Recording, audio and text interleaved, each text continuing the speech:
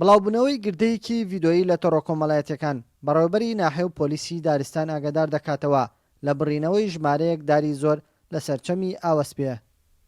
ئێمە لە ڕابردووە دوو کەسمان دەستگیر کرد، بەڵام نسبێکی کەمی داریان بڕی بوو، بەڵێ نامەمان لێ وەرگێت کە جارێکی تر ئەو کارە دووبارە نەکاتەوە. دیارەمە بۆ جاری دووهەم دووباری کردێتەوە. من دوێنێ شەو مەفرەزەکانی دارستان و ڕاستپار بەدەوادا چوونێک بکەن، ئێستاش دەرچوونە و لە ماڵی ئەو کەسە دارێکی زۆر گیراوە و پیانم وتۆ ڕانسپاردووە کە ڕوبەڕووی دادگای بکەن و ئیجرعاتی یاسایی لەگەڵا بکرێت.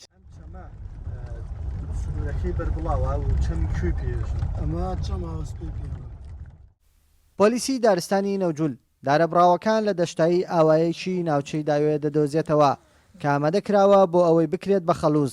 دوو کەسیش دەستگیر دەکەن لەسەر ئەو تاوانە. بەڵێ ئێمە دوێنێ لەلایەن بەڕێوەبەری ناحێوە ئاگادار کراینەوە کە دارێک زۆر بڕاوە لە سنووری گوندەکانی قڵاو ناوی شێخ خوێنپاڵک. لەبەرەوەی ئەو سنوورە بۆشایەکی ئەمنیتیایە، ئێمە وەکو پۆلیسی دارستان ناتوانین بچینەوە ناوچە، بەڵام دوای گەڕانێکی زۆر لە ناوچەکە بۆمان دەرکەوت ئەم دارانە کە بڕاو هێنەراوەتە سنووری گوندی عەرەباغا. دوای گەڕان بۆمان دەرکەوت 5 کانە خەڵووز دروست کراوە لەلایەن دوو هاوڵاتیەوە، ئێستا دویان دەستگیر کراون. دەستمان کرد بەسەر ئەو دارانەی کە ماون و ئەوانەیشکەوە 5 کانە خەڵوزەکە دوانی پڕ کراوەتەوە لە دار و سوێنراوە کراوە بە خەڵوز. هەستاین بە تێکدان و تێکدانی کانە خەڵوزەکان و دەستگیرا بەسەر هەموو دارەکانیشە براون بۆ دایرەمان. پارێزەرێک یاسای سزادانی ئەو کەسانە ئاشکرا دەکات کە ژینگە تێک دەدەن بە بڕینەوەی دار. دوای پەرلەمانی کوردستان لە ساڵی 2012 بە یاسای ژمارە 10 ساڵی 2012 یاسایەکی دەرتر کرد تایبەت بە ژینگەی هەرێمی کوردستان.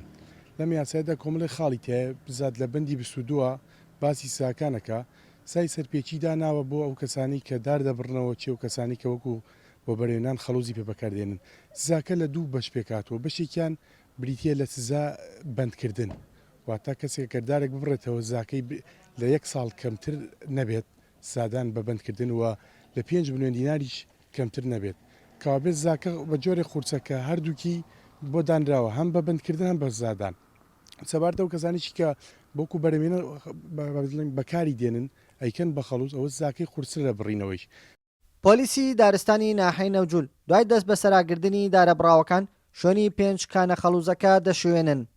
بە پێی یاسا بڕینەوەی ژمارەیەکی زۆری دار بە ڕێژەیەکی بەرچاو دەچێتە چوارچێوەی تێکدانی ژینگەوە.